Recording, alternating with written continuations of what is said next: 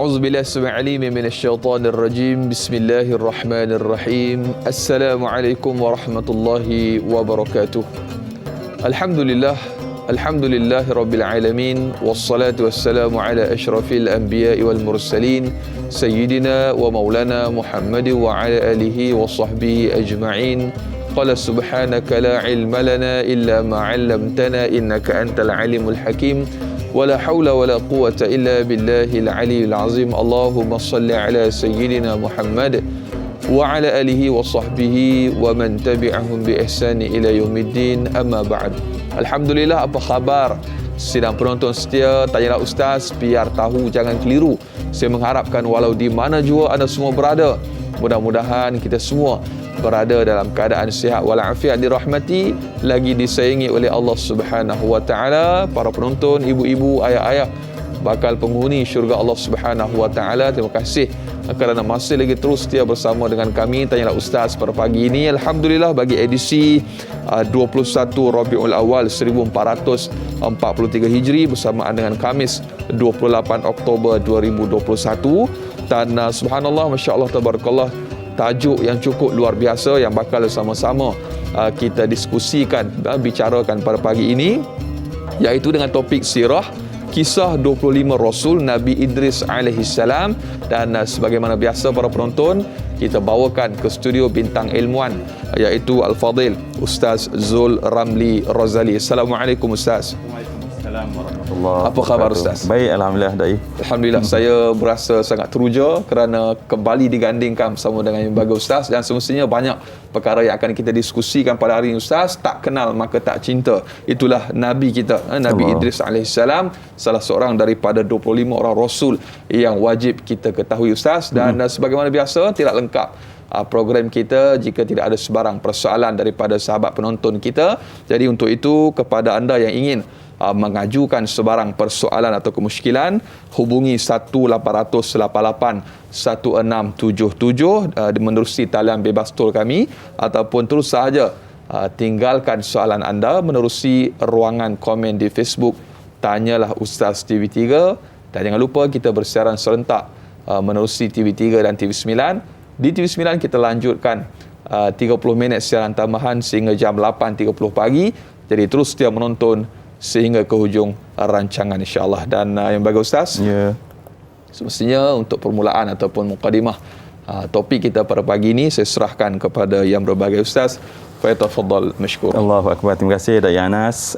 Para penonton yang saya hormati dan saya kasih sekalian, saya mohon izin untuk mulakan dengan lafaz yang sangat mulia. Assalamualaikum warahmatullahi wabarakatuh. Waalaikumsalam warahmatullahi. Mohon perlindungan dengan Allah. Apa yang kita bicarakan, apa yang kita bincangkan, apatah lagi gerak hati kita, biarlah semata-mata mendapat redha Allah. Maka kita pohon perlindungan dengan Allah daripada syaitan yang direjam. A'udzubillahi minasyaitanir rajim. Dan kita nak walau sebentar kita bersama, maka Allah berikan keberkatan pada perbincangan kita. Maka sama-sama kita tuturkan kalimah Bismillahirrahmanirrahim. Dan awal pagi, marilah kita menyebut perkara yang paling positif agar keluar daripada roh dan jiwa kita. Marilah sama-sama kita menuturkan kalimah Alhamdulillahi Rabbil Alamin. Dan sempurnalah cermin untuk kita menjadikan ia sebagai pedoman membanding diri kita. Maka kita mengucapkan As-salatu wassalamu ala an-nabiyil huda Muhammadin wa ala alihi wa sahbihi ajma'in. Dan sedikit doa, Allahumma 'allimna ma yanfa'una wanfa'na bima 'allamtana rabbana zidna ilma. Alhamdulillah. So, Dai Anas, kita mulakan dengan sesuatu yang boleh mendatangkan keberkatan kepada kita. Sebab insya-Allah saya yakin subuh tadi dengan penuh rasa khusyuk dan syahdu kita menyebut kepada Allah, wahai Allah, hidayahkanlah kami, tunjuklah kami ya Allah jalan yang lurus. Dan apa dimaksudkan dengan jalan yang lurus itu adalah siratal ladzina an'amta alaihim, jalan orang yang engkau telah berikan kepada mereka nikmat. Dan kita tahu mereka yang diberi nikmat adalah minan nabiyyin, siddiqin, syuhada, salihin. Dan hari ini insya-Allah semua kita akan cuba berbincang satu daripada nabi-nabi tersebut. Semoga ya Allah mukadimah ini dapat membuka jalan. Maknanya duduknya kita ini adalah salah satu taufik daripada Allah untuk mengiyakan dan membetulkan apa yang kita pinta pada setiap waktu. Tunjukilah kami ya Allah jalan yang lurus. Jadi insya-Allah semoga dengan lurusnya hati kita semua, maka Allah lah pemilik ilmu, maka Allah akan mencampakkan ilmu sesuai dengan apa yang dikehendaki oleh Allah Subhanahu wa taala. Ya Anas. Allahu akbar, masya-Allah, tabarakallah. Dan semestinya Ustaz 25 orang rasul, dan hari ini kita berbicara tentang Nabi Idris alaihissalam. Cukup luar biasa pengkisahannya, dan semestinya kepada para penonton jangan ke mana-mana, terus setia menonton, kerana Ustaz kita dah pun ada soalan yang pertama menerusi sahabat kita di Facebook pada pagi ini. Awal yang bertanya, tahniah Kak Ruby Abu Bakar yang dipilih soalannya untuk permulaan kita pada pagi ini. Assalamualaikum warahmatullahi wabarakatuh Ustaz dan Da'i. Waalaikumsalam warahmatullahi. Yang pertama soalannya, siapakah sebenarnya susuk tubuh yang bernama Nabi Idris alaihissalam serta silsilah keluarganya? Dan yang kedua soalannya, mengapakah ada yang mengaitkan Nabi Idris alaihissalam adalah Buddha, dan apakah Nabi Idris wafat di langit? Berapakah umur beliau pada ketika itu? Mohon pencerahan daripada yang bahagia Ustaz. Terima kasih. Biar tahu jangan keliru. Yang mahal tu yang bawah sekali Ustaz. Biar tahu jangan keliru. Itu perlu dicerahkan Ustaz. Allahu akbar ya. Baik, terima kasih kepada yang bertanya, Ruby Abu Bakar. Ruby ya. Siapa sebenarnya? Jadi seolah-olah banyak yang tak sebenarnya ya. Betul. Kenapa? Sebab kita mendapati bahawa banyak sangat sumber-sumber. Apatah lagi apabila sumber itu dijelmakan oleh Allah ataupun dizahirkan oleh Allah di dalam Al-Quran, tetapi dalam keterbatasan cerita tentangnya. Versi dia. Jadi menyebabkan membuka version-version yang pelbagai. Dan apatah lagi kita tahu bahawa Nabi Idris ini dikira tercatat namanya dalam kitab-kitab yang lain.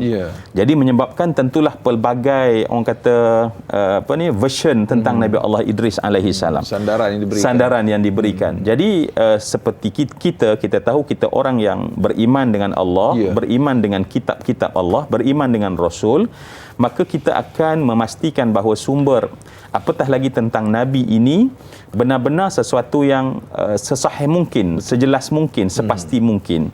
Baik, kalau kita tengok soalan yang tadi siapa, tentulah kita bermula dengan nama ya. Saya pun nak kena panggil Da'i Anas. Mesti ada nama dulu kan. So dikatakan bahawa Nabi Allah Idris ini dalam banyak catatan, kalau kita tengok Ibnu Kathir sebagai contoh dalam Al-Bidayah wan Nihayah, dalam Qisasul Anbiya, menyatakan bahawa nama Nabi Idris itu ya, dia namanya adalah Akhnuh bin Yard bin Mahlail bin Qinan bin Yanis bin Sith bin Adam. Okey, saya ulang lagi. Namanya mungkin kalau dalam ilmu nasab ataupun nasal ataupun keturunan, kita akan menjumpai namanya adalah Akhnuh. Ya, jadi kalau kita tengok daripada Nabi Allah Ibrahim, pada satu riwayat contohnya dikatakan sebab mereka adalah datuk-datuk kepada Nabi Nuh, datuk-datuk kepada Nabi Ibrahim, artinya datuk kepada Nabi Muhammad. Itu kebanyakan daripada apa yang dipercayai oleh ulama tentang nasab. Sebab kalau kita tengok Nabi Allah Ibrahim bin Tarah bin Nahur bin Saruh bin Raghu bin Falih bin Aibar bin Saleh bin Shaleh bin Irfahsa bin Sam bin Nuh bin Matusalah bin Akhnuh bin Yard bin Mahlail bin Qinan bin Yanis bin Sith bin Adam. Jadi itu adalah kita katakan keturunan ataupun nama kepada Nabi Allah Idris alaihi salam.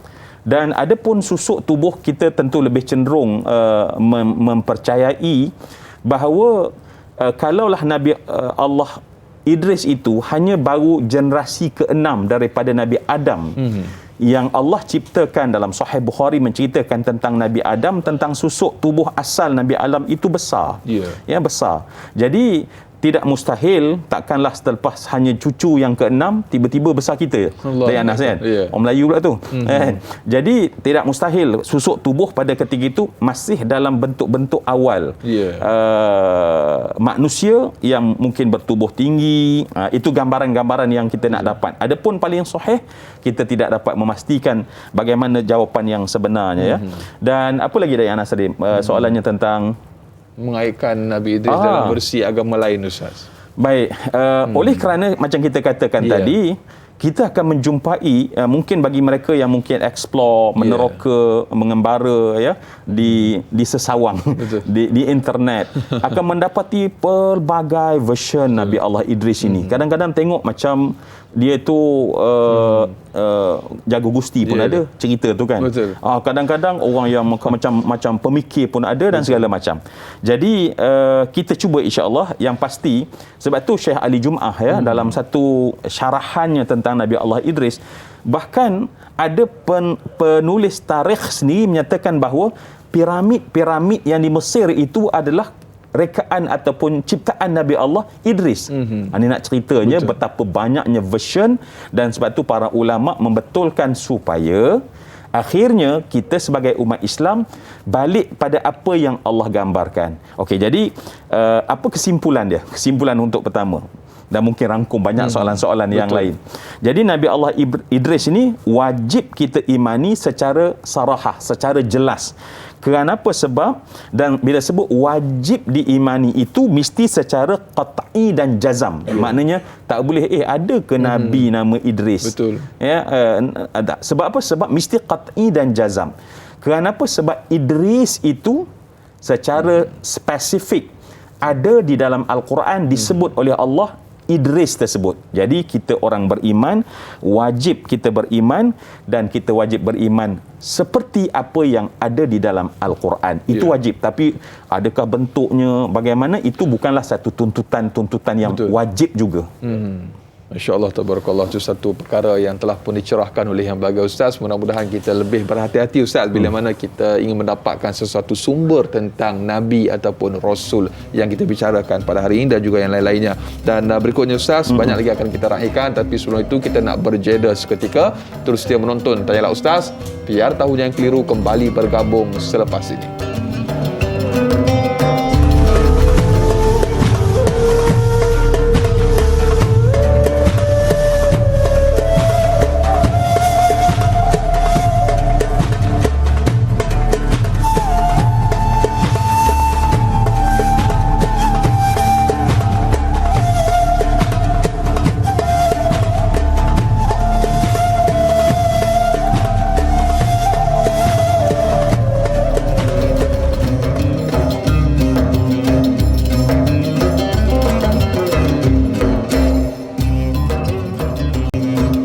Alhamdulillah, masih lagi terus dia bersama dengan Tanyalah Ustaz, biar tahu jangan keliru. Para penonton, ibu-ibu, ayah-ayah bakal penghuni syurga Allah Subhanahu wa taala. Amin. Insya-Allah kita masih lagi berbicara tentang sirah kisah 25 Rasul, dan hari ini kita berbicara tentang Nabi Idris alaihi salam. Kita masih lagi bersama tetamu undangan kita yang berbahagia Ustaz Zul Ramli Razali, dan kita nak teruskan lagi Yang Berbahagia Ustaz dengan kita raikan soalan yang berikutnya daripada Nur Dahlia Biru di Facebook. Assalamualaikum warahmatullahi wabarakatuh. Waalaikumsalam warahmatullahi. Soalan yang pertama, adakah Nabi Idris alaihissalam merupakan keturunan yang keenam daripada Nabi Adam alaihissalam, dan keturunan yang pertama dikurniakan kenabian menjadi nabi selepas daripada Nabi Adam alaihissalam? Dan yang kedua, mengapakah tidak banyak keterangan tentang kisah Nabi Idris alaihissalam di dalam Al-Quran maupun di dalam kitab-kitab tafsir dan kitab-kitab sirah yang lain? Mohon pencerahan Ustaz, biar tahu jangan keliru. Silakan Ustaz. Baik, terima kasih kepada Nur Dahlia Biru yang bertanyakan soalan tentang sekiranya yang pertama tu, dan yang Anas kita dah selesaikan. Betul. Maknanya kita tahu bahawa benar kebanyakan daripada ulama tarikh memang menyatakan bahawa Nabi Allah Idris adalah daripada keturunan yang keenam, maknanya daripada keenam. Kemudian soalan yang kedua adalah, adakah dia merupakan Nabi yang pertama? Baik, kalau kita tengok dalam catatan seperti kita sandarkan kepada Qisasul Anbiya Ibnu Kathir sebagai contoh, ataupun Al-Bidayah wan Nihayah dan juga dalam tafsir, kita akan mendapati bahawa Nabi Allah Idris, dalam bahasa Arab dia menyebutnya ni ya, adalah Nabi yang pertama setelah Nabi Sith dan Adam. Jadi maknanya bukannya makna pertama. So maknanya yang ketiga. So yang pertama adalah Nabi Allah Adam alaihi salam, kemudian Nabi Sith yang merupakan datuk kepada Nabi Allah Idris, Nuh tadi. Maka pada ketika itu tahulah kita bahawa dan Nabi Sith ini adalah seorang Nabi yang Allah kurniakan ilmu. Adapun Nabi Allah Idris yang kita bincangkan ini adalah seorang Rasul, Nabi dan Rasul. Jadi bolehlah kita kira dalam 25 Rasul yang wajib bahkan dinasyid-nasyidkan kan oleh Da'i Anas sejak daripada tadika lagi. Kan Nabi ada 25 Rasul dan kita akan dengar bahawa lepas Adam, Idris, Nuh, Hud, Saleh kan. Jadi kita akan dengar bahawa Nabi Allah Idris tu Nabi yang kedua setelah Nabi Allah Adam alaihi salam ya. Jadi begitu dia punya kedudukan dia. Jadi apa lagi yang soalan berikutnya tadi? Okey, mengapa ya? Kalau mengapa tu kita kena, pastilah kita tak boleh nak menjawab kerana kita bercakap tentang apa yang Allah ceritakan di dalam Al-Quran ya. Mungkin kita tanya kenapa tu, maksudnya nak tahu kenapa adanya kisah tentang Nabi Allah Idris ni sangat terhad. Jadi kalau kisah Nabi Allah Idris terhad, ada juga nabi-nabi yang lain yang Allah ceritakan sedikit. Tetapi dek kerana namanya telah dinyatakan dalam Al-Quran, maka wajib kita mempercayai itu je. Dan kemudian pada Allah bila nak menyampaikan sesuatu, maknanya cukup had itu. Kerana banyak perkara lain yang Allah gambarkan nanti di dalam Al-Quranul Karim. Jadi pada kita dengan Al-Quran, cara interaksinya adalah kita tak boleh mengembangkan ikut imajinasi kita, kita mengilustrasikan dalam vision kita. Tetapi apa yang Allah cerita, sikit. Maka tiba-tiba Allah cerita Nabi Musa sebagai contoh Rasul yang paling banyak Allah ceritakan. Kemudian Nabi Allah Ibrahim kurang sedikit. Tapi Nabi Allah Idris dan beberapa Nabi yang lain tak banyak jumlah ayat yang Allah menceritakan tentangnya. Namun sebab tu kita nanti insya-Allah ya dalam journey kita ni, dalam perjalanan perbincangan Tanyalah Ustaz ini, kita mesti ambil apakah yang utama yang Allah nak sampaikan. Yang lain anggaplah sebagai tambah-tambahan, dan tambah-tambahan tersebut mesti dipastikan kebenarannya. Jadi itu prinsip yang kita katakan. Apatah lagi dalam Al-Quran, kalau kita tengok sebagai dalam ulumul Quran, apabila terutamanya soalan itu disanggah ataupun ditanya oleh orang, wa yas'alunaka 'anil qarnain sebagai contoh, maka Allah akan menceritakan satu ketika menjawab soalan sahaja. Adapun bila Allah nak mengkisahkannya, maka pada ketika itu banyak kisah-kisah tentangnya yang Allah tuliskan. Jadi tak jadi masalah. Yang penting walaupun sedikit, kadang-kadang yang sedikit itu cukup untuk memberi kita pengajaran yang bererti dan penting di dalam kehidupan kita ni, insya-Allah. Bukan sedikit kisah yang perlu difikirkan ataupun dirungsingkan. Yang penting dia punya ibrah atau pengajaran daripada kisah tersebut. Dan berikutnya Ustaz, kita raikan soalan yang cukup panjang tetapi luar biasa. Di Facebook kita ada Muhammad Hafiz bertanya Ustaz. Assalamualaikum warahmatullahi wabarakatuh. Waalaikumsalam warahmatullahi. Adakah benar Nabi Idris alaihissalam adalah seorang yang serba boleh dan menjadi kebanggaan kaumnya kerana beliau orang yang pertama yang menjinakkan kuda liar dan menjadikan tunggangan yang pertama menggunakan pena untuk menulis, dan beliau juga seorang pakar ilmu alam sekitar, pandai menjahit, boleh bertukang rumah, dan beliau juga dapat menguasai pelbagai bahasa sehingga dapat memahami dan berkomunikasi dengan bangsa lain. Adakah boleh kita istilahkan Nabi Idris alaihissalam sebagai bapa permulaan kepada kemodenan tamadun Islam sehingga ianya berkembang pesat sehingga ke hari ini? Mohon pencerahan. Terima kasih, biar tahu jangan keliru. Subhanallah, soalan cukup luar biasa Ustaz. Masya-Allah ya. Baik, terima kasih tentu Muhammad Hafiz meneliti, buat kajian, murajaah terlebih dahulu untuk mengemukakan soalan yang panjang sebegitu, kan? Padat dengan fakta. Padat dengan fakta-fakta yang disediakan di dalamnya ya. Baik, pertama sekali bila kita katakan annahun nabi, dia adalah nabi. Kita terus faham apa itu nabi. Nabi tak sama macam kita walau apa keadaan sekalipun. kita tetap tidak akan sama dengan Nabi. Apa yang membezakan antara kita dengan Nabi? Sebab Nabi adalah mereka yang mendapat wahyu dari Allah. Ya, Nabi pasti kenapa dinamakan Nabi? Kerana dia mendapat wahyu daripada Allah Subhanahu Wa Taala yang tak boleh didapati oleh orang yang bukan Nabi. Jadi bila sebut wahyu daripada Allah, maka ilmu yang dia ada adalah ilmu naqal disebutnya, ilmu naqal. Ilmu yang kemudian dia terus bersambung kepada di luar daripada pengalaman akal manusia. Ya.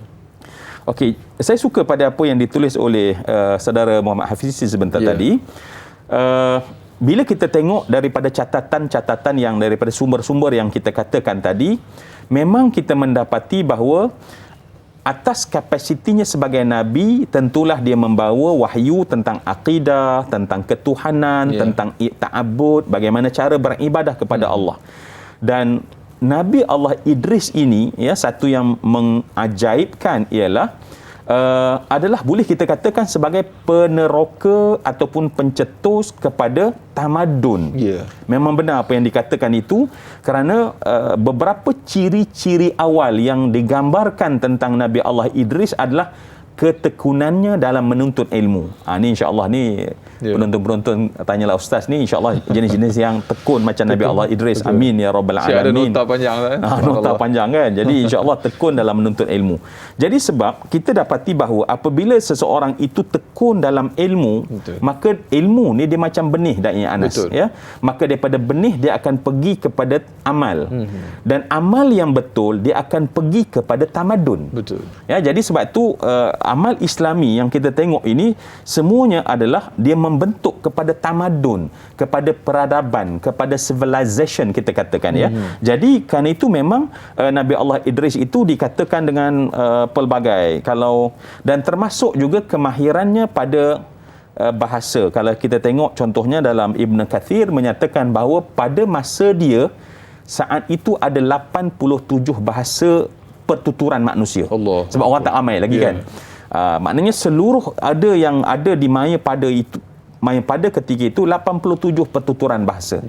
Dan oleh kerana dia Nabi untuk zamannya dalam jumlah manusia yang tak ramai, maka dia mahir dalam semua 87 pertuturan bahasa tersebut. Jadi kita harap masya-Allah pagi ini dapat semangatlah, ya, semua yang menonton, ya Allah bagilah kami at least 4-5 bahasa. Ya. Bahasa Melayu, bahasa Jerantut, bahasa Kuala Temeling, ya. Itu dah banyaklah. Kemudian campur bahasa-bahasa yang lain. Jadi itu sebagai semangat kat kita lah, ya. Kemudian sebab tu yang kita katakan tadi, kerana orang terfana tentang contohnya, piramid ni hebatnya, siapa yang boleh cetus? Dan orang terus refer kepada orang dulu, walaupun kita tak percaya, makna ulama-ulama kita menolak. Tetapi nak ceritanya, kapasiti ilmu yang ada pada Nabi Allah Idris menyebabkan orang percaya bahawa tamadun itu, bahkan kalau kita tengok dalam catatan mengajar tentang ketamadunan. Tamadun ni bermaksud, asal maksudnya adalah Madinah. Maknanya manusia dia kan dulu duduk berasing-asing, tapi bila mereka dikumpulkan dalam satu bandar, dia banyak benda-benda ilmu lain yang mesti ada. Contohnya kita dulu tempat kita tak ramai orang. Bila dah ramai orang, dah ada traffic light. Bila dah ramai orang, ada sistem peparitan contohnya. Jadi dikatakan bahawa yang mengajar tentang ketamadunan, mudun dan ilmu kebandaran ini mulanya adalah Nabi Allah Idris, dan dia di zamannya mengasaskan lebih kurang berpuluh-puluh bandar. Jadi saya kira kalau kita tengok dengan apa yang Allah tulis dalam Al-Quran, yang Allah Subhanahu Wa Taala menyebutkan kalimah wa rafa'nahu, ya, wa rafa'nahu, ada kisah tentang dia diangkat ke langit. Tetapi ulama cenderung untuk menyatakan bahawa wa rafa'nahu, di atas ulu, ketinggian adalah ilmu yang Allah bagikan kepadanya. Dan semuanya Da'i Anas berpunca daripada kesungguhan dia. Sebab dikatakan bahawa sebab dia sempat bertemu dengan Nabi Adam yang panjang umur, dia sempat bertemu dengan datuknya Nabi Allah Sith, dan dialah yang paling banyak menuntut ilmu. Dan zaman itu Allah bagi ilmu yang banyak kepada Nabi Adam, sehingga para malaikat pun surrender Betul. di atas ilmu yang Allah bagi kepada Nabi Adam. Kita harap genetik itu turun Amin, sampai ke insya-Allah. kita dan penonton semua, insya-Allah. Amin ya tuan-tuan. Amin, insya-Allah. Mudah-mudahan dengan keberkatan dan kemuliaan Nabi kita, masya-Allah tabarakallah, satu perkara ataupun ilmu yang cukup luar biasa yang dimiliki, yang Allah Taala kurniakan kepada Nabi Allah Idris alaihissalam. Banyak lagi akan kita kongsikan yang bagi Ustaz. Terus dia menonton Tayangan Ustaz, biar tahu jangan keliru, kembali bergabung selepas ini.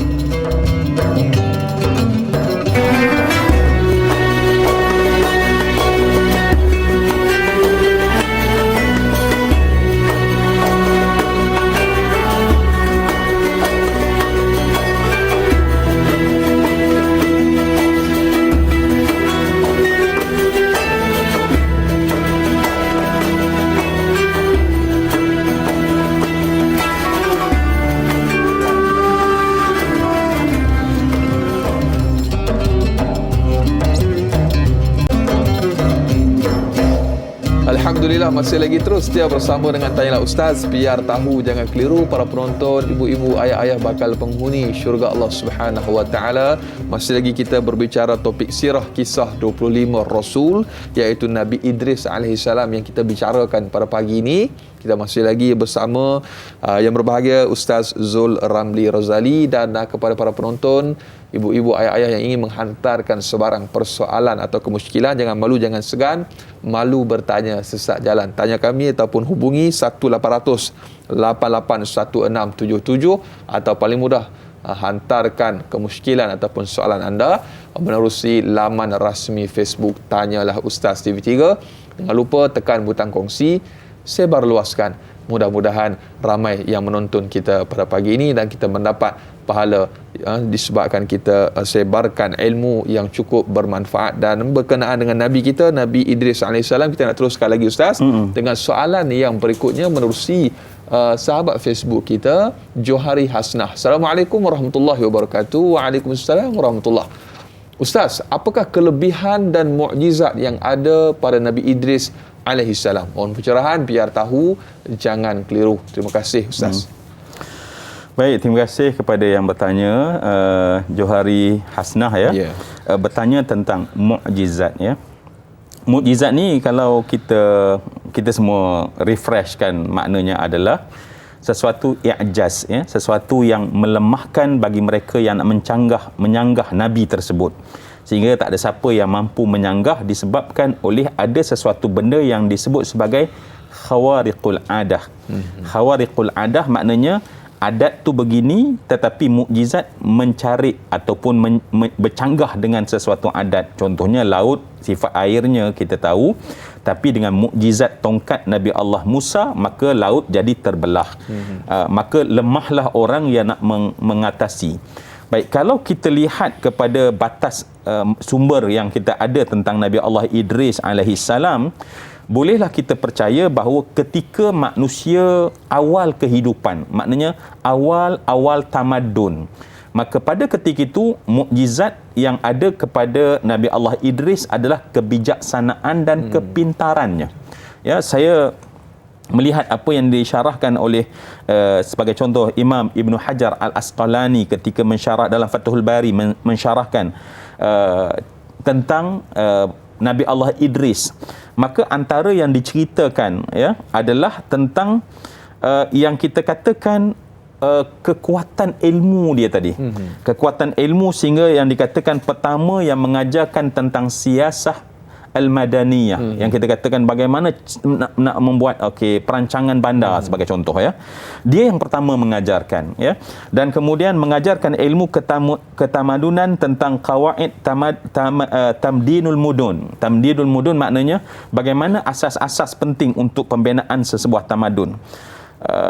Membina bagi setiap kaum bandar, dan pada masa sekarang saya lihat dalam catatan yang diberikan pada masa tersebut, dia berjaya membina 188 bandar. Allah. Maknanya tempat orang berkumpul dan kemudian diberikan. Ini juga ada dalam keterangan hadis Nabi menyatakan bahawa yang pertama menulis menggunakan qalam. Ya, dia pertama menulis menggunakan qalam pada ketika itu. Dan pertama menggunakan kain ketika manusia teknologi kain ini yang kita pakai ni, Dai Anas lawa sungguh baju. Baju sponsor. Ya, teknologi ini dikatakan bahawa dimulakan oleh Nabi Allah Idris. Jadi alhamdulillah ya, sebab sebelum itu manusia hanya pandai menggunakan sesuatu daripada jild, daripada kulit. Kulit yang kemudian dijahit dan itulah menjadi pakaian. Kemudian qutn, bagaimana kemudian daripada kapas-kapas kemudian diproses untuk menjadi kain, maka teknologi tersebut daripada Nabi Allah Idris alaihi salam. Cotton. Kain cotton orang kata ya, daripada qutnun dalam bahasa Arab ya.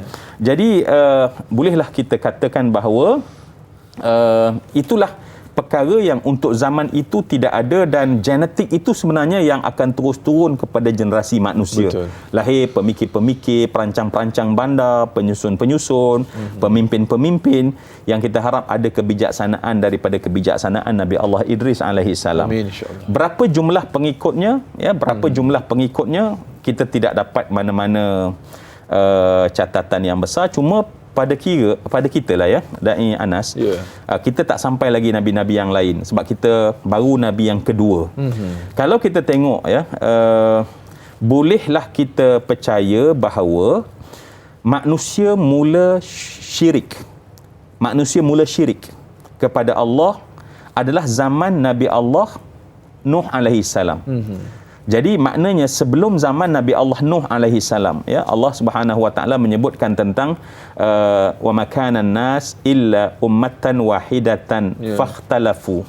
Tidak adalah manusia ini, kata Allah, melainkan mereka itu ummatan wahidatan, ummah yang satu. Apa yang Allah maksudkan dengan ummah yang satu adalah kesatuan akidah.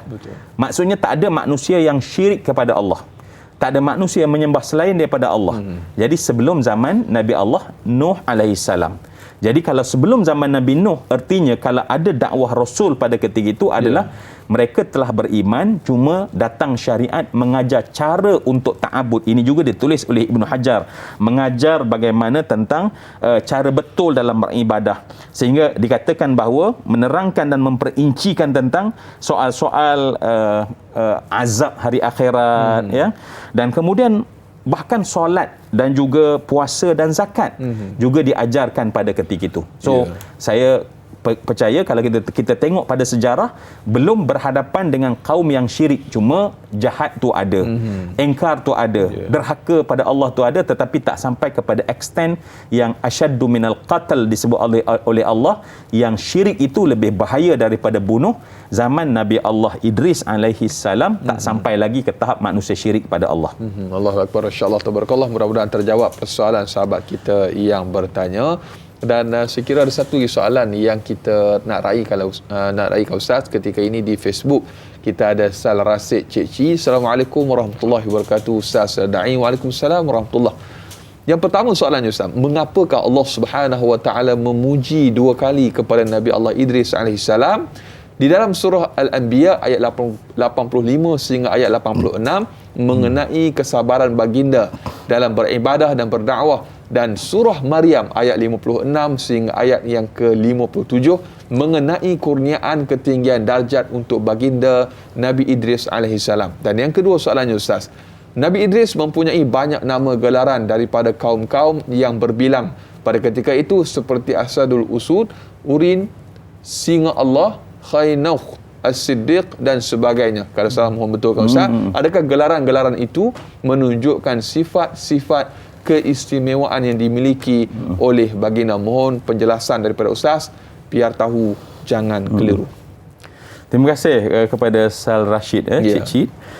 Benar, itulah sebenarnya fokus patut perbincangan kita. Artinya apa yang Allah sebut, sebab Nabi Allah Idris ini hanya dua kali Allah sebut namanya dengan sarahah, dengan jelas di dalam Al-Quran. Tadi Sal Rashid dah sebutkan daripada surah Anbiya ayat 85, ayat 86, daripada surah Maryam ayat 56, ayat 57. Dan itulah insya-Allah nanti kita nak jadikan bahan bincang apabila Allah sebut dalam surah Maryam sebagai contoh, wadhkur fil kitabi Idris innahu kana siddiqan nabiyya wa rafa'nahu makanan aliyya. dalam surah Anbiya Allah menyebutkan tentang wa Ismail wa Idrisa wa dzal kifl kullu minas sabirin. Jadi ada dua benda yang Allah suruh kita semua belajar pada pagi hari ini. Dalam kita nak menurut Nabi Allah Idris, ada dua sifat yang mesti ada, kata ulama. Yang pertama adalah sifat siddiq yang ada dalam Nabi Idris, yang kita kena bawa sifat siddiq dalam diri kita untuk membina tamadun keluarga kita, tamadun tempat kerjaya kita. Mesti setiap orang itu ada sifat siddiq. Dan kemudian Allah sebutkan tentang secara khusus Nabi Allah Ismail, Nabi Allah Idris, Nabi Allah Dzulkifl. Dan sifat yang ada yang kedua adalah sabar. Ya, adalah sabar. So dua sifat ni insya-Allah yang kita akan cuba tengok. Baik, ada pun soalan yang berikutnya tentang banyak gelaran, ya. Baik. Memang kita dapati bahawa gelaran, sebab gelaran ni ada yang menyatakan bahawa Idris itu nama dan gelaran daripada namanya yang asal yang kita bacakan tadi, Akhnuh bin Yad bin Mahlayil bin Mahlail sebagai contoh. Jadi Akhnuh yang ditulis oleh Sal Rashid itu menurut sebahagian ulama sama ada Akhnuh ataupun Khanuh, ya, Akhnuh ataupun Khanuh. Dan ada pun Asadul Usud. Asad adalah singa, usud pada singa-singa. Maknanya itu biasanya gelaran tatkala orang tengok kebijaksanaan, kepandaian dan jasa seseorang. Itu adalah gelaran-gelaran yang ditulis ketika menobatkan Nabi Allah Idris di persada yang sangat di satu podium yang sangat hebat. Kerana bila kita membaca yang contohnya ditulis oleh Ibnu Hajar Al-Asqalani sebentar tadi, maka mereka menamakan dia sebagai singa di kalangan singa-singa. Maknanya singa tu seolah dia ketua singa-singa dalam konteks ketamadunan, ya. Juga singa Allah kita dah ceritakan. Dan siddiq adalah sesuatu yang disebut oleh Allah secara langsung, kana, ya, kana innahu kana siddiqan. Jadi kalau siddiq itu adalah sesuatu yang Allah sendiri menamakannya, dan itulah yang kita akan sama-sama berdoa pada Allah, ya. Semoga sifat-sifat Nabi ini ada tertumpah kepada kita semua. Amin ya rabbal alamin. Alhamdulillah, terima kasih. Jazakallah khair Ustaz. Mudah-mudahan terjawab persoalan sahabat kita bertanya, dan banyak lagi akan kita kongsikan untuk kisah Nabi Idris alaihissalam. Terus dia menonton Tanyalah Ustaz, biar tahu jangan keliru, kembali bergabung selepas ini.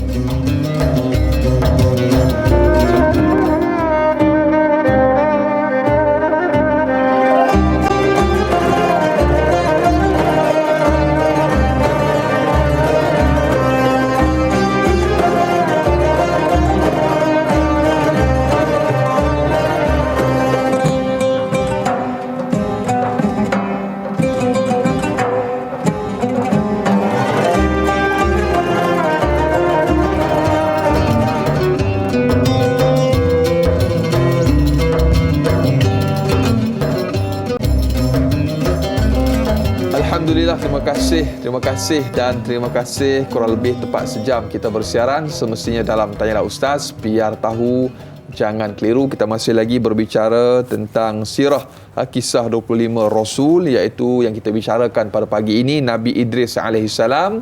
Dan kita masih lagi bersama yang berbahagia Ustaz Zul Ramli Razali, dan telah banyak kita kongsikan. Jadi kepada para penonton yang ingin mengajukan sebarang persoalan atau kemusykilan, anda boleh hubungi kami menerusi talian bebas tol 1-800-881677,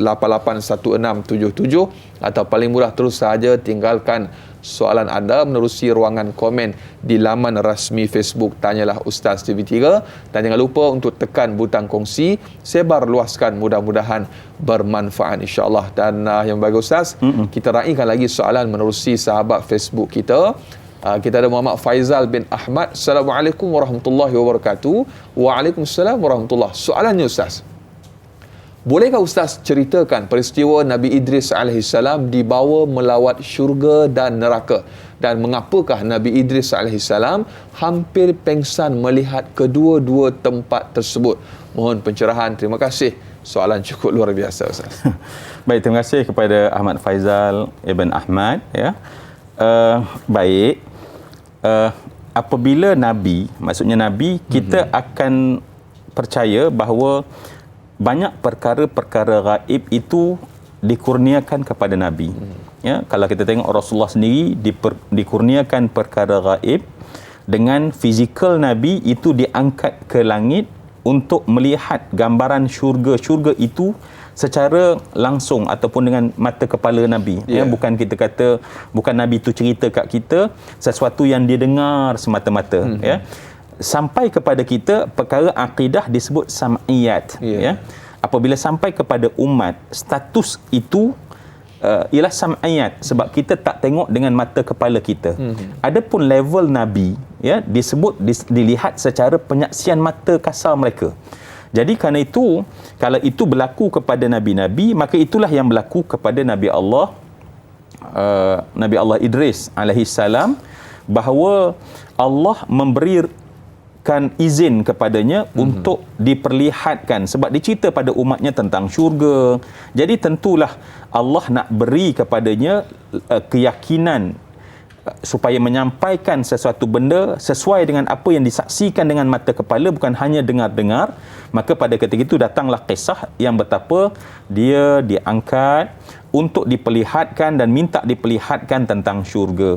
Dan dia juga nak lihat apa yang dikatakan neraka tersebut.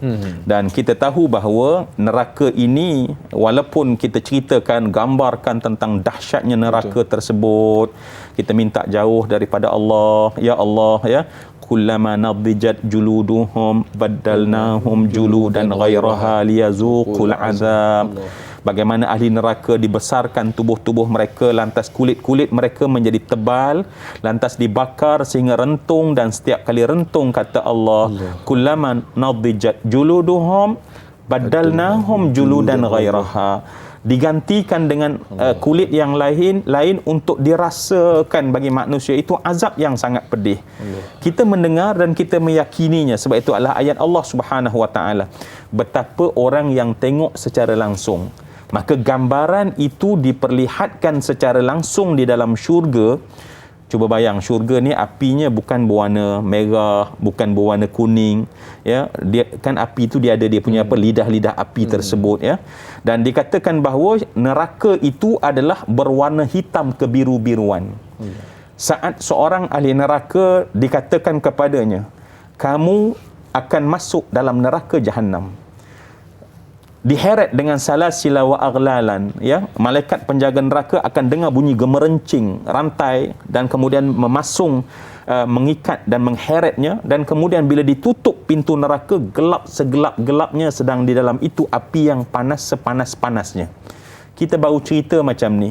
Ketika ahli neraka meraung kerana kelaparan, maka dihantarkan kepada mereka ta'amul athim, zakum, yang seperti berbola dengan keluli yang sangat tajam, yang mengheret, menghiris daripada tenggorok sampailah kepada bawah sehingga berlubang tubuh manusia kerana putaran daripada zakum yang berat tersebut. Manusia meraung kepada Allah, kami dahaga wahai Allah. Yang datang adalah timah yang menggelegak. Cuba bayang, kita baru cerita, tetapi Allah perlihatkan secara langsung gambaran masa depan kepada Nabi Allah Idris, masa mungkin seorang manusia tidak pensan. Ya, kerana itu bila pensannya, mesej kepada kita adalah marilah kita doa pada Allah macam doa Imam Asy-Syafi'i, ya, wala aqwa ala naril jahim, ya Allah, kami ini pasti tidak akan kuat untuk dibakar dalam neraka Jahannam, maka fahabli taubatan waghfir dhunubi, ya Allah, apa kira engkau berilah kami ini satu taubat, ya Allah, dan ampunkanlah dosa kami.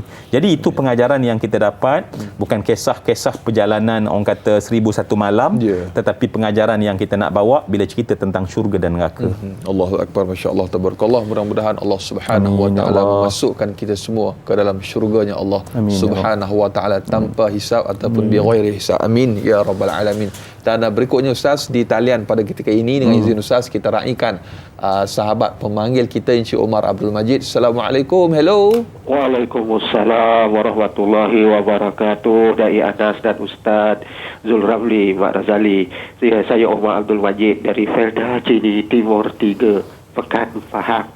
Assalamualaikum Ustaz dan Dai. Waalaikumsalam warahmatullahi. Jadi soalan saya begini Ustaz, ini orang kampung saya juga ni. Jadi soalan saya begini Ustaz, saya nak tanyalah, sebagaimana Nabi-Nabi yang lain, ya, Nabi contohnya Nabi Ibrahim, Nabi Nuh, Nabi Hud, dan juga Nabi Muhammad sallallahu alaihi wasallam. Kita kenal siapa yang menentang dia, golongan mana yang menentang dia. Biasanya orang-orang yang paling rapat dengan dia lah yang banyak menentang. Contoh macam Nabi Muhammad sallallahu alaihi wasallam, bila bapa saudara dia sendiri yang melawan. Nabi Nuh, anak dan isteri dia yang melawan. Jadi Nabi Idris alaihi salam, kita tak pernah dengar riwayat dia. Siapakah golongan yang menerima beliau dan siapa juga golongan yang menentang ajaran beliau ini. Jadi itu soalan saya, Ustaz dan Naib. Terima kasih banyak Ustaz dan Naib. Assalamualaikum. Waalaikumsalam warahmatullahi wabarakatuh. Masya-Allah, tabarakallah. Terima kasih Cik Umar Abdul Majid, soalan cukup luar biasa. Golongan yang menerima dan menentang kepada dakwah Nabi Allah Idris alaihi salam. Baik, masya-Allah, orang kampung saya. Ya. Baik, Encik Omar ya, masya-Allah. Sangat menarik. Soalan ni macam ala-ala Abu Zarul Ghifari. Ya. Abu Zarul Ghifari bila dia nak meriwayat, dia kata orang lain akan tanya pada Nabi tentang perkara positif. Aku akan tanya pada Nabi tentang perkara negatif. Allah. Maknanya orang tanya apa yang baik, aku tanya apa yang tak baik. Orang lain tanya siapa ikut Nabi Idris, Cik Omar tanya siapa yang menentang Nabi Allah Idris. Terima kasih. Satu saya gambaran ataupun kita kata version yang pelbagai, dimensi yang pelbagai dalam kita nak cuba memahami. Baik, seperti yang kita katakan bahawa pada masa itu daripada Nabi Adam sampailah ke 6 generasi, maknanya cabang-cabang keturunan, berkembangnya keturunan manusia adalah masih sangat terhad. Ya, kita biasa dengar tentang Habil, kita dengar tentang Qabil, kita dengar tentang anak-anak Nabi Allah Adam yang lain. Maka daripada kelompok itulah sebenarnya, tanpa ada spesifik ya, memang ada menyatakan dalam catatan ya, catatan Israiliyat yang menceritakan bahawa yang banyak membuat onar itu adalah daripada keturunan Qabil katanya ya. Adapun kita buat orang kata letak catatan dengan cara kita tidak putuskan dia, namun kita boleh fahamlah, kita kata apabila tidak ada macam benar soalan tadi, sebab contohnya Nabi Allah Hud, dia pergi berjumpa dengan kaum Ad ya, Nabi Saleh berjumpa dengan kaum Thamud, Nabi Allah, so mesti ada watak yang kita katakan hero dan antagonis. Jadi dalam konteks Nabi Allah Idris, siapa antagonisnya adalah watak secara umum, tidak dikatakan satu kaum. Kenapa? Bolehlah kita faham bahawa pada zaman itu manusia baru ya, sebab katalah nanti kita akan jumpa tentang kaum Ad, kaum Thamud, kaum Nabi Allah Nuh yang kian ramai, dan kaum ini dia adalah waktu yang gemilang bagi manusia untuk membina asas kalau dalam konteks genetiknya adalah ketamadunan itu. Jadi pada masa tersebut itulah cabaran yang dilalui oleh Nabi Allah Idris, dan kita tahu bahawa tidak ada secara spesifik dalam catatan-catatan yang pasti. Jadi saya hanya boleh mampu menjawab begitu, Encik Omar.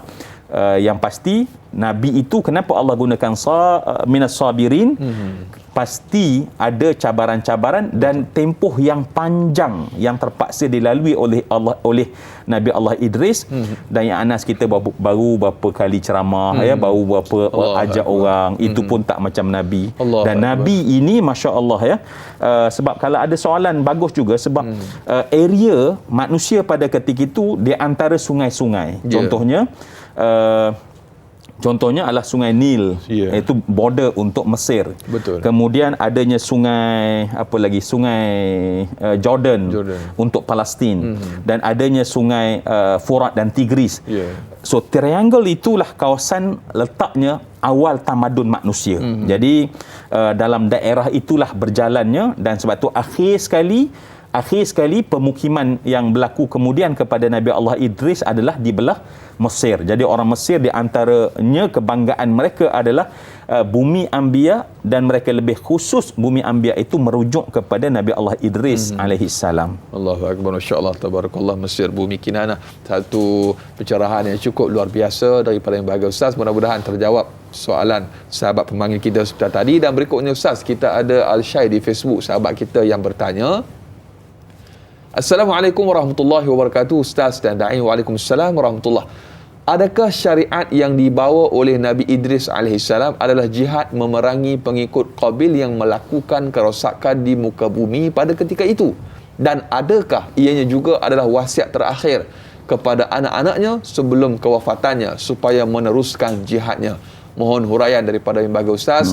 Jazakumullah khair. Biar tahu, jangan keliru. Sikit pencerahan daripada Ustaz. Baik, macam saya telah terangkan tadi, sebab untuk spesifiknya kabilah daripada anak Qabil itu kebanyakannya daripada Israiliyat. Ya, Israiliyat ni prinsip yang Nabi ajarkan kepada kita, janganlah mempercayainya dan janganlah menolaknya.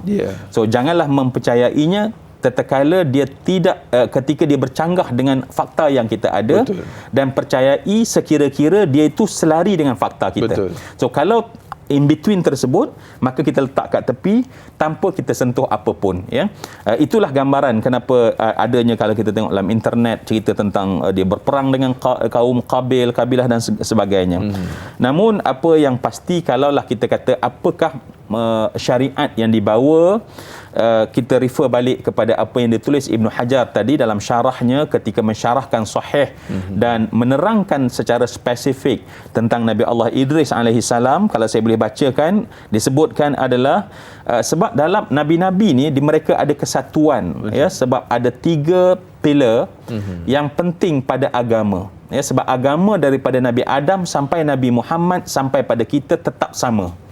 Dan struktur asas ilmu juga tetap sama. Yang pertama adalah pilar yang pertama ataupun tonggak yang pertama dalam agama sejak daripada Nabi Adam adalah soal akidah. Ya. Kemudian soal peraturan daripada Allah dan soal akhlak Islamiyah. Jadi 3 benda inilah yang kemudian sampai sekarang kita bawa. Jadi kalau saya tengok balik apa yang ada ditulis oleh Ibn Hajar sebagai contoh, memberi pengajaran pertama soal akidah, ya. Kemudian menceritakan tentang azab di hari akhirat. Kemudian memerintahkan solat, puasa dan zakat, ya. Bahkan mengajarkan sejak zaman itu tentang taharah minal janabah. Bersuci daripada berjanabah itu telah diajarkan sejak daripada zaman lampau dan ada dalam syariat, ya. Dan kemudian pencegahan terhadap hukum-hukum mabuk juga telah ada pada ketika itu. Hifzul aqal dalam syariat kita itu telah ada sejak daripada syariat awal, ya. Dan ada juga adalah penegasan terhadap sifat zuhud, tawadhu, sifat-sifat baik. Dan bolehlah kita faham bahawa dalam yang hadis yang terkenal tentang hadis Jibril, ketika Jibril bertanya tentang konsep penting tentang agama adalah wamal iman, wamal Islam, wamal ihsan, dan 3 idea ataupun 3 perkara tersebut tetap ada sejak zaman dahulu sampai pada hari ini. Jadi insya-Allah kita dalam tanyalah ustaz, sebab tu dipecahkan nanti insya-Allah, ya. Kita belajar akidah, kemudian kita akan belajar syariah. Dan dalam masa yang sama kita akan belajar tentang akhlak ataupun kita kata bidang ilmunya ulama dahulu menamakan ilmu tasawuf. Allahu akbar, insya-Allah, tabarakallah, luar biasa penjelasannya. Mudah-mudahan terungkai segala persoalan kita. Dan berikutnya ustaz, dengan izin kita ada sahabat pemanggil yang berikutnya di talian untuk kita raikan pada pagi ini. Hello, assalamualaikum. Waalaikumsalam. Ya, siapa di talian? Abdullah Osman daripada Seremban. Ya, silakan tuan soalannya. Ni Ustaz, Nabi Idris Allah diberikan melihat syurga dan neraka, dan baginda sendiri telah pun berada di syurga. Soalan saya, benarkah syurga dan neraka sudah wujud dan ada penghuninya?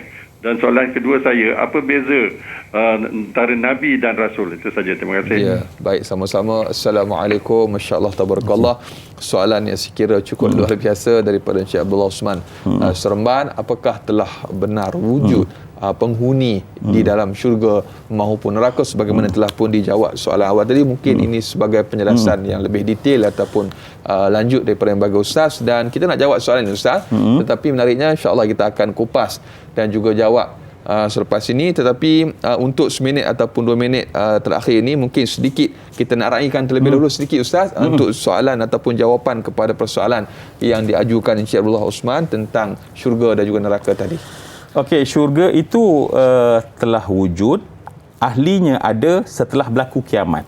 Adapun gambaran tentangnya itulah yang dipertontonkan kepada Rasulullah sallallahu alaihi wasallam, gambaran ketika dibawa kepada syurga yang ada syurga tersebut, namun gambaran tentang ahli syurga itu dibuat dalam bentuk gambaran. Maksudnya ialah kalau hari ini pun dilakonkan, maka lakonan tersebut boleh dipertontonkan. Itu gambaran yang dipertontonkan kepada contoh Nabi Allah Idris dan Rasulullah sallallahu alaihi wasallam ketika peristiwa Isra. Ada Isra wal Mi'raj. Adapun kita yakin dengan iman bahawa manusia hanya akan masuk syurga atau neraka hanya setelah dunia ini berlaku kiamat. Betul. Ya, tanpa kiamat maknanya kita tak akan masuk ke alam akhirat. Adapun itu telah disediakan oleh Allah dan Allah telah memperlengkapkan, dan untuk ahlinya belum ada, cuma yang ada adalah gambaran. Sebab tu kalau kita tengok Nabi dan hadis-hadis yang lain banyak menceritakan tentang gambaran, sebab apa yang berlaku di masa hadapan termasuk dalam perkara gaib, dan tentang perkara gaib ini adalah satu benda yang memang tidak jadi mustahil bagi Nabi untuk bercakap, kerana perkara masa hadapan, ya, kalau dalam konteks kecil saja disebut sebagai an-nubu'atur rasul. Dalam nubuat rasul ni maknanya vision atau benda yang dapat kepada Nabi, kemudian Nabi ceritakan kepada umat. Jadi tentang masa depan. Bahkan kalau kita tengok, Masya Allah, seolah-olahnya Nabi bercerita tentang akhir zaman ini, seolah-olah Nabi duduk bersama dengan kita, melihat sebiji-sebiji. Apa yang kemudian, cuma Nabi cerita, rewind balik kepada 1400 tahun yang lampau. Itu contoh benda yang gaib tetapi masih di alam dunia. Perkara yang sama tentang gaib di alam akhirat yang belum berlaku juga dipertontonkan sebegitu oleh kepada Nabi sallallahu alaihi wasallam. Masya-Allah, tabarakallah. Dan semestinya soalan yang kedua itu kita akan raihkan selepas ini, Ustaz, jawapannya. Dan soalan yang cukup luar biasa, dan semestinya para penonton kita telah pun sampai di penghujung rancangan di TV3. Kita akan sambung lanjutan 30 minit siaran tambahan di TV9. Dan Ustaz, kita nak berjeda seketika. Terus dia menonton Tanyalah Ustaz, biar tahu yang keliru, kembali di TV9 selepas ini.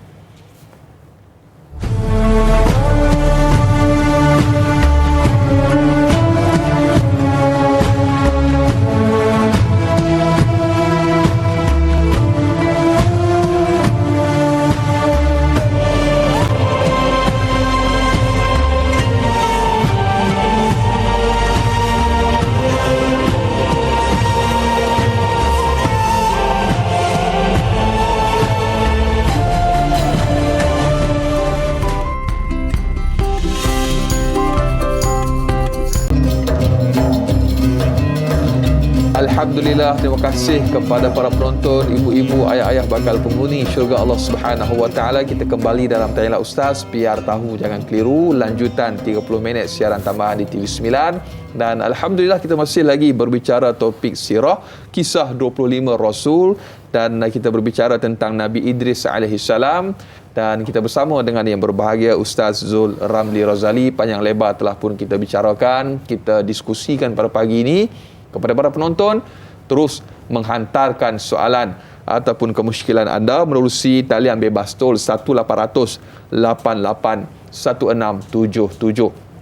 Atau paling mudah, terus saja tinggalkan soalan anda menerusi ruangan komen di laman rasmi Facebook Tanyalah Ustaz TV3. Jangan lupa yang menonton menerusi FB Live, tekan butang kongsi, sebarluaskan. Mudah-mudahan bermanfaat, insya-Allah. Dan kita nak teruskan lagi Ustaz dengan kita menjawab persoalan sahabat pemanggil kita. Soalan yang kedua, Encik Abdullah bertanya tadi tentang apakah yang didefinisikan dengan Rasul dan juga Nabi. Mungkin ada beza sedikit di situ, Ustaz. Baik, alhamdulillah. Terima kasih. Sebenarnya kita undur sekejap kepada soalan daripada Encik Abdullah yang bertanyakan soalan simple tetapi perlu kepada orang kata satu penjelasan kefahaman. Betul. Sesuailah dengan kita harap, kita doalah pada Allah penjelasan ini supaya kita tidak keliru lagi, ya. Baik, Nabi definisinya adalah mereka yang mendapat wahyu daripada Allah. Ya, sesederhana itu. Manusia yang mendapat wahyu daripada Allah Subhanahu wa taala, maknanya dapat daripada Allah kepada diri dia secara langsung, maka itulah seorang Nabi. Adapun Rasul, fungsinya adalah wahyu tersebut dalam perintah yang sampai kepadanya untuk disampaikan kepada umat. Sebab rasul itu maknanya berbeza daripada makna nabi. Sebab nabi daripada nabaun. Naba tu maknanya berita. Berita tu yang datang daripada luar pemikiran manusia. Adapun rasul seolah-olah kalau dari sudut makna tak ada kena-mengena dengan nabi. Sebab rasul ni maknanya orang yang sangat menyampai, ya, sebab tu dibina di atas rasulun atas wazan fa'ulun. Fa'ul ni dalam bahasa Arab maknanya mubalaghah, bersangatan sampai. So dan untuk kita itu dari segi bahasanya. Okey, dari segi definisinya adalah nabi, of course mereka yang dapat wahyu daripada Allah. Rasul adalah mereka yang ada padanya umat yang dia kena sampaikan syariat baru. Jadi kerana itu sebahagian ulama dia bagi sederhananya, nabi adalah wahyu untuknya, rasul untuk sampaikannya. Jadi bezanya kat situ. Namun bila kita melihat dalam Al-Quran ada nabi-nabi dibunuh, biasanya dibunuh ni juga menyampaikan. Jadi kalau macam tu seolah ada kontradik definisi. So kalau nabi tu hanya untuk dia, rasul baru sampaikan, kenapa dalam Quran banyak menceritakan tentang nabi-nabi yang dibunuh oleh kaumnya?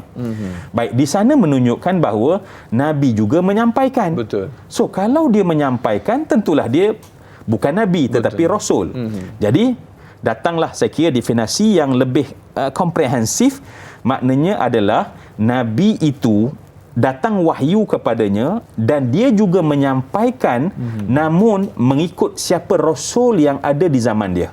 Jadi rasul itu tetaplah kita membawa syariah tertentu untuk sesuatu kaum, dan kalau ada nabi sama yang mendapat wahyu, dia hanya akan support rasul tersebut. Ketika dia mendapat satu syariah yang baru, barulah dia anggap sebagai seorang rasul. Jadi saya harap Encik Abdullah sedikit penerangan itu menjelaskan tentang definisi. Jadi kalau macam tu Nabi Allah Idris, sebab tu kita tahu bahawa ada nabi sebelum Nabi Idris adalah Nabi Allah Sith. So Nabi Allah Sith bukan seorang rasul tetapi seorang nabi. Tetapi kenapa dia tak sampai dianggap sebagai seorang rasul, walaupun kita tahu bahawa Nabi Idris ini belajar dengan Nabi Sith, tekun belajar dengan Nabi Idris, kerana dia hanya membawa syariah daripada Nabi yang pertama, rasul yang pertama, Nabi Allah Adam alaihi salam. Jadi dia bukan ada sesuatu syariah baru, tetapi pendetilan kepada syariah yang telah ada pada rasul di zaman itu, masa itu adalah Nabi Allah Adam alaihi salam. Jadi wallahu a'lam. Allahu akbar. Mudah-mudahan jelas dan juga terjawab persoalan sahabat pemanggil kita sebentar tadi. Dan kita nak raihkan lagi Ustaz soalan yang berikutnya menerusi sahabat kita Mas Rifah Nur Jama'in di Facebook. Assalamualaikum warahmatullahi wabarakatuh Ustaz dan Da'i. Waalaikumsalam warahmatullahi. Apakah yang menyebabkan beliau diangkat ke martabat yang tertinggi oleh Allah Subhanahu wa taala? Apakah keistimewaan Nabi Idris alaihissalam selain beliau dapat bersahabat dengan para malaikat? Bagaimanakah kisah beliau bersahabat dengan malaikat Israel? Mohon pencerahan Ustaz. Terima kasih. Biar tahu, jangan keliru. Kisah yang perlu diperincikan oleh lembaga Ustaz. Okey, kalau kita tengok dalam Imam At-Tabari, dalam tafsirnya, bila cerita tentang Nabi Allah Idris, kita akan menjumpai Allah Subhanahu wa taala telah mewahyukan kepadanya, Allah wahyukan kepada Nabi Idris, Allah memberitahu bahawa anni arfa'u laka kulla yaumin. Dengan sebab ilmu yang disampaikan oleh Nabi Allah Idris itu, ini memberi semangat kepada kita, mak, ayah, guru, pemimpin, siapa lagi, ustaz, tak kiralah, semua yang terlibat dalam mendidik manusia, maka Allah Subhanahu wa taala menggambarkan kepada kita, menggambarkan bahawa kita bakal mendapat pahala yang berganda sebab Nabi Allah Idris dia meninggalkan ilmu matematik, kalau menurut dalam Ibnu Hajar yang saya tak sebutkan tadi, ilmu tentang astronologi, ilmu tentang banyak sekali ilmu. Jadi ilmu tersebut, bila dia ilmu bermanfaat, maka pada masa itu umat yang mengamalkan ilmu tersebut, orang yang mula mengajarnya mendapat pahala. Jadi sebab tu kalau nak menjawab pada soalan daripada Mas Rifah sebentar tadi, maknanya kedudukan tinggi yang ada pada Nabi Allah Daud adalah kerana apa dia? Sebab ilmu bermanfaat yang diberikan kepada umat, dan sebab itu dikatakan dalam tafsir Tabari tadi bahawa amalan dan pahala tu digandakan oleh Allah Subhanahu Wa Taala.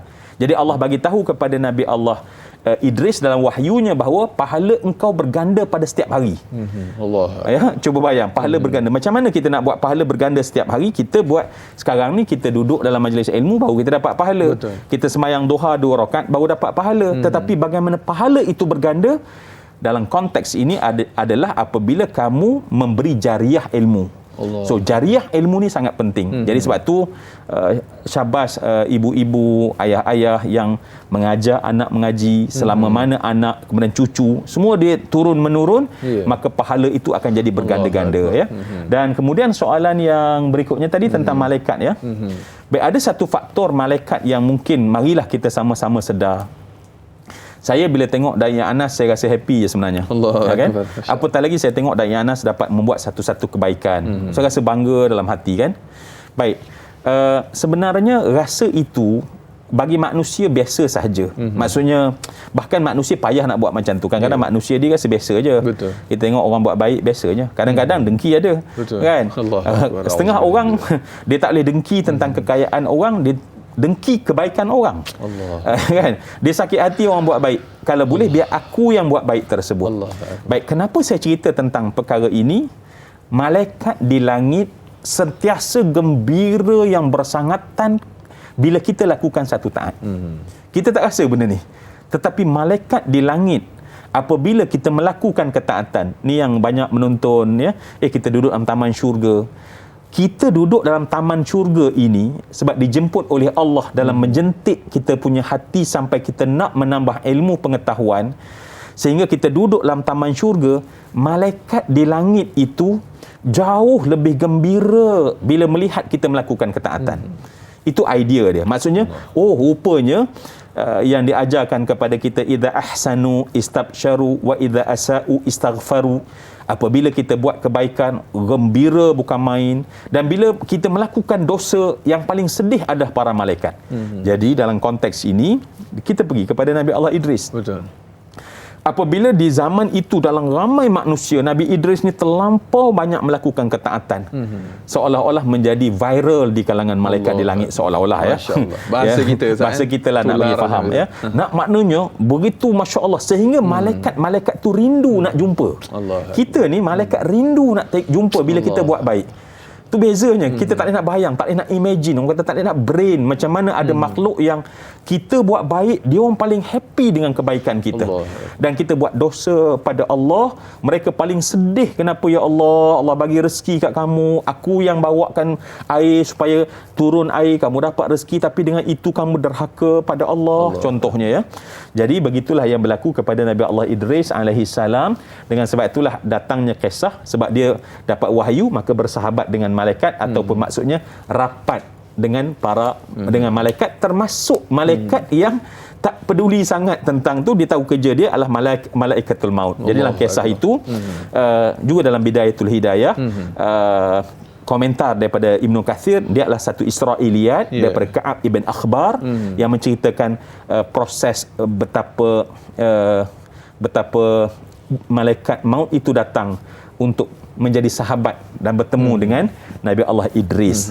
Allahu Akbar, insya-Allah tabarak. Saya suka dengan istilah perintis kepada ilmu yang sebagaimana Ustaz sebut tadi, pahala yang disediakan oleh Allah Subhanahu dan ganjarannya begitu besar. Kita lihat hari ini ramai tokoh-tokoh yang kita memerlukan tokoh yang Islam yang merintis kepada pembaharuan ataupun perkara-perkara yang memberikan kemudahan kepada ummah, dan semestinya Ustaz banyak akan kita kongsikan lagi selepas ini. Terus dia menonton Tanya Ustaz, biar tahu jangan keliru, kembali selepas ini.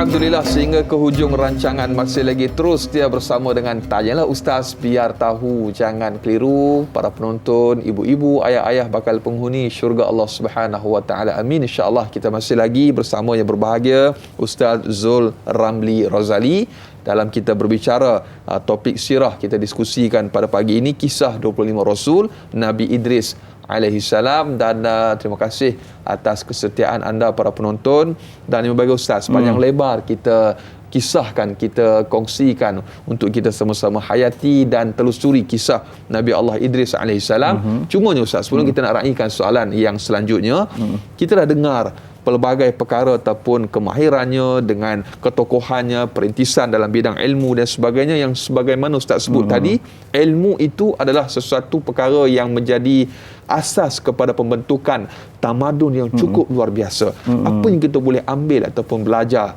daripada kehebatan ataupun kisah Nabi Idris AS untuk kita aplikasikan dalam kehidupan kita, Ustaz?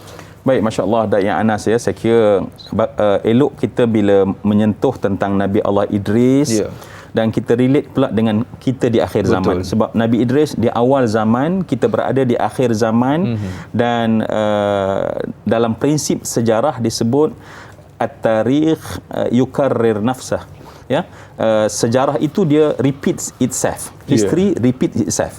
Dan ini kita tengok dalam Al-Quran kisahnya begitu, sebab tu adanya kisah yang disebut sebagai sunnatul awwalin. Ya, kisah keadaan orang-orang disebut sunnatul awwalin. Baik, apa yang berlaku pada Nabi Allah Idris dalam konteks ilmu, dan apa yang berlaku di akhir zaman adalah fitnah ilmu. Ya, kita baca, kenapa kita baca surah Kahfi, kata ulama, sebab di sana adalah benteng untuk fitnah ilmu. Kita mungkin terkejut, para pencinta ilmu terkejut, ilmu boleh jadi fitnah ke? Jawapannya benar. Ya. Okey, kita lompat balik kepada Nabi Allah Idris. Nabi Allah Idris, ilmunya yang ada akhirnya membentuk kepada tamadun.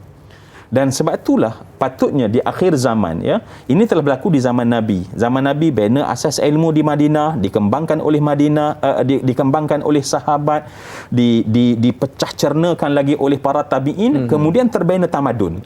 Artinya ilmu itu membina tamadun. Sehingga kalau kita perasan, ya, kita belajar tentang bila ilmu ni, syariat ni ada maqasid syariah. Ya, ada 5 maqasid syariah. Ya, kita tahu tentang hifzul aqal, hifzul nafas, hifzul din, hifzul nafas, nasal, hifzul mal. Ada 5 maqasid syariah tersebut. Namun kalau kita cuba hayati pada saat kita sebut doa yang sederhana, Rabbana atina fid dunya hasanah wa fil akhirati hasanah wa qina adzabannar, di sana membayangkan tamadun. Hasanah dunia yang kita nak dan hasanah akhirat itu hakiki. Jadi nak ceritanya apa dia? Da'i Anas, ya, kalau kita tak nampak bahawa ilmu ini adalah untuk membina tamadun, bolehlah kita katakan bahawa tamadun inilah maksud kepada maqasid syariah. Maqasid syariah itu adalah tujuannya adalah untuk membina tamadun. Jadi nak ceritanya apa dia? Hari ini kenapa jadi fitnah ilmu? Ilmu ni sebenarnya adalah, kalau kita naik kereta, saya difahamkan Da'i Anas daripada Perlis semalam, ya, tentu kan Da'i Anas betul atau tidak? Betul kan saya? Semalam Da'i Anas drive sendiri kan? Okey, sebelum tekan minyak, sebab tekan minyak adalah kita nak memerah fikiran, nak tengok bagaimana perbincangan yang tuntas, hujah yang kita nak bagikan, itu tekan minyak. Tetapi nak sampai ke destinasi bukan tekan minyak. Ialah masuk gear. Bila ilmu yang sesuai dengan pembinaan tamadun, seperti Nabi Idris, dan pada zaman Nabi, dia adalah masuk gear drive. Tekan minyak ke depan. Fitnah pada ilmu adalah nampak hebat perbincangannya, tuntas, pangkah memangkah, hujah begitu qat'i. Tetapi rupanya masuk drive. Saya tak yakin Da'i Anas sampai ke KL, mungkin lepas ke Thailand tak tahu mana, river, sampai ke Yala, sampai ke Songkla, sampai ke air Chiang Mai. Nak ceritanya tak sampai ke destinasi yang dinamakan tamadun. Jadi sebab itulah ini perlu disedarkan kepada kita yang cinta pada ilmu, bukan ilmu itu semata-mata, tetapi direction ilmu itu. Ada yang cerita supaya jangan amal. Banyaknya cerita, tapi at the end umat tak payah beramal. Jadi kalau amal tidak ada, sebab tamadun ini terbina daripada amal. Betul. Budaya terbina daripada amal. Tapi kalau kita ceramah, syarah, lepas tu akhirnya tak ada amal yang kita patut buat, maka sebenarnya ilmu tersebut, syabas, inspektor sub, dia masuk gear reverse. Jadi akhirnya duduklah dalam majlis ilmu, makin berpecah, makin berkelahi, makin tohmah menohmah.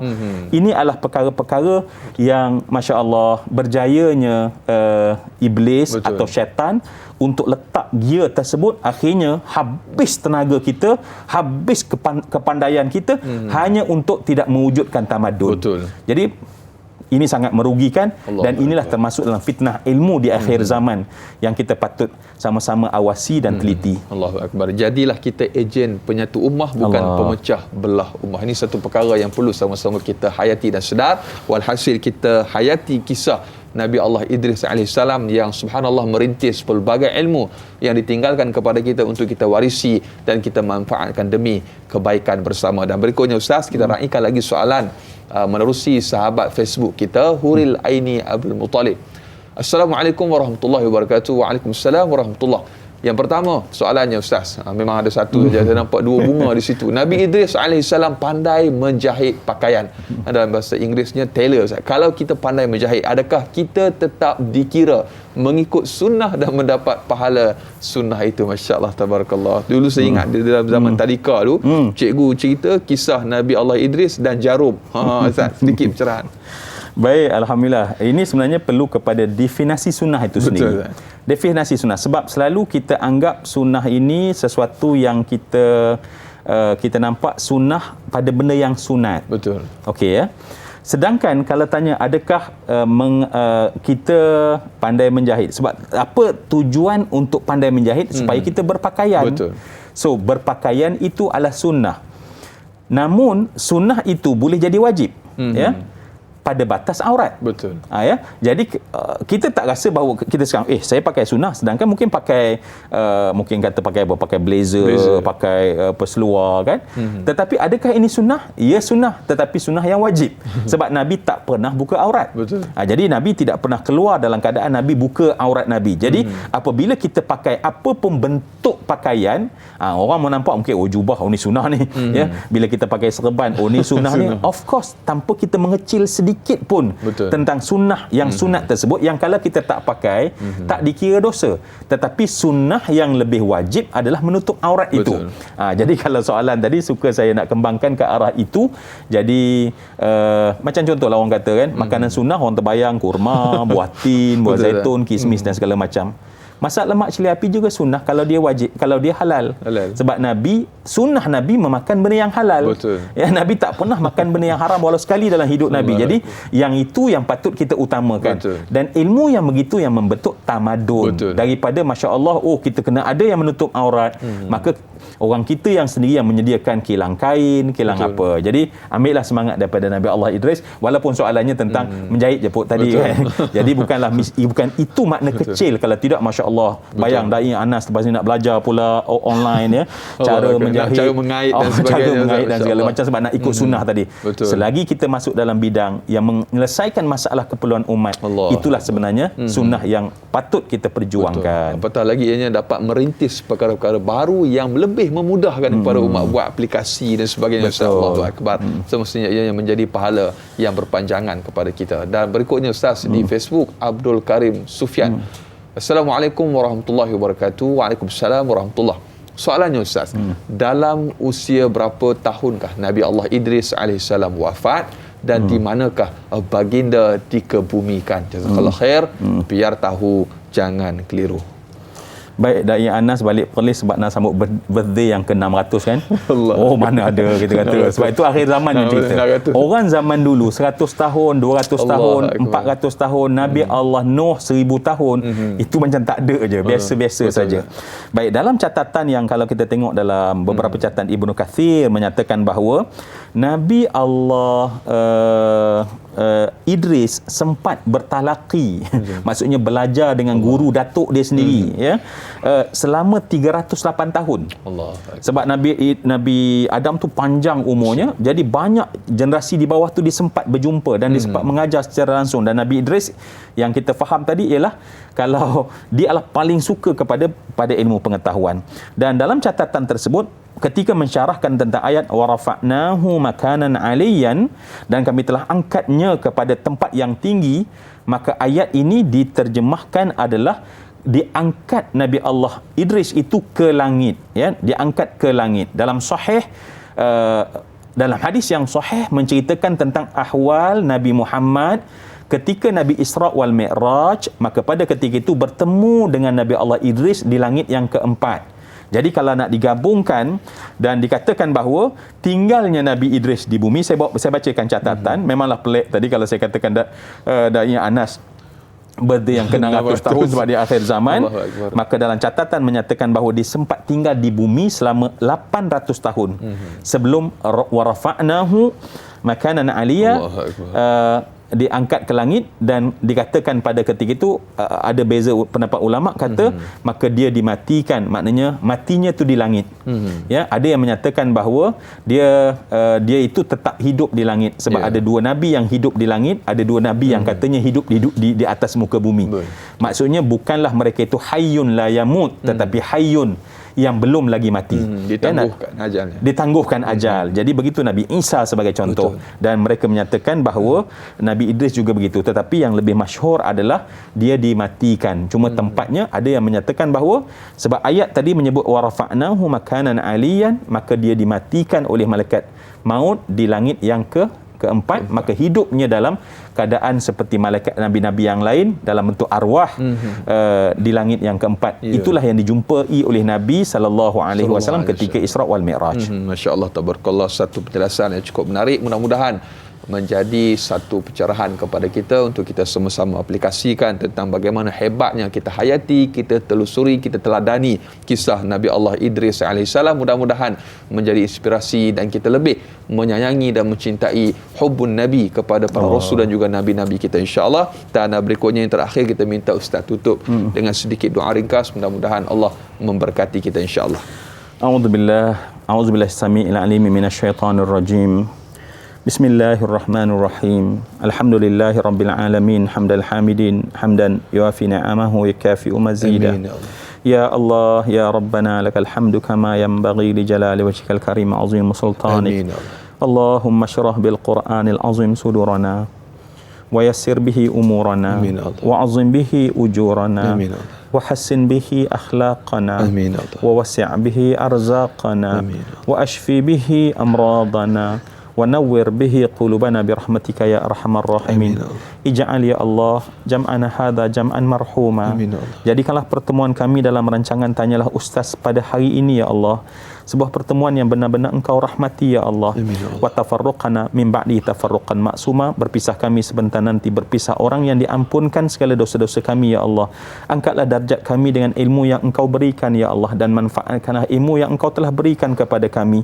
Jadikanlah kami pencinta ilmu dan kasih untuk beramal agar terbina tamadun yang gilang gemilang seperti yang telah dibangunkan oleh Rasulullah. Wahai Tuhan kami, satukanlah hati kami seluruhnya dengan ikatan kasih sayang.